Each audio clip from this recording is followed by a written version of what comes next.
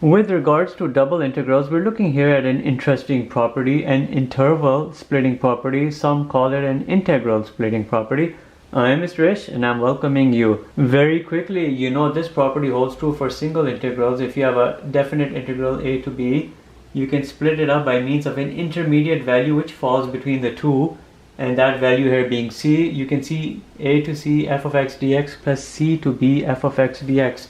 This cumulative effect is equal to that. The shared interval limit, as you can see over here, equally applicable to double integrals, and we'll show that to you.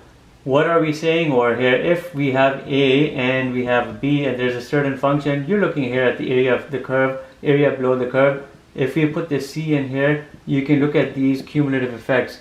Your double integral with regards to a to b is equal to your individual double integrals from a to c and c to b. Imagine we're going here hypothetically as high as a d. Imagine that, alright? Now, how would your double integral be in its entirety? You would be looking at something like from a to b with regards to dx. This dx integral going upwards from a 0 to d dy. Remember, this is just a hypothetical representation. That's all what it is.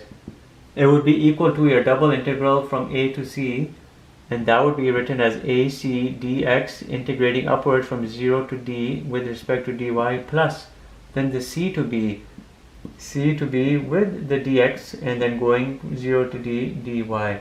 That's what we're talking about. That cumulative effect is equal to this.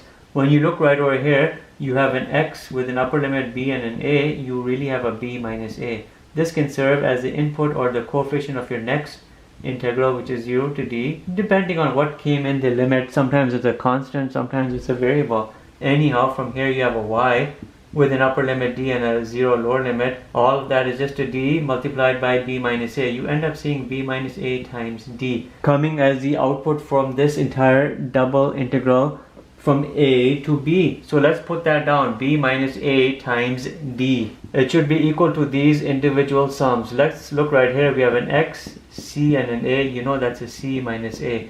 This serves as the input for your next c minus a, and then you have 0 to d dy.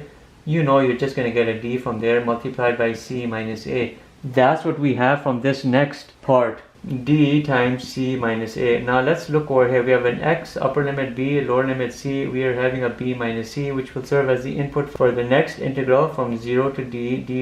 You know from here you're getting a b minus c times a d. Let's bring that in over there, and then our property will start proving itself to be true.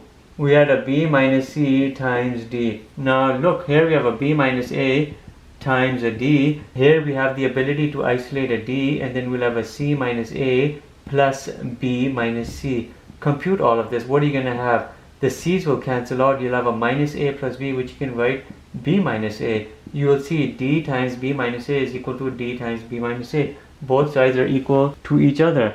So keep in mind, when you're looking at double integrals with regards to whatever function representation you have, you can split your limits, your overall lower end, upper end limits, and put intermediate value. If it's advantageous to do so, you can do it.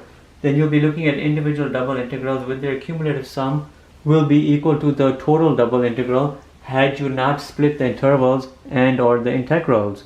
That's what I'm showing you here in this video. This property holds true very much for double integrals as well. Thank you for watching.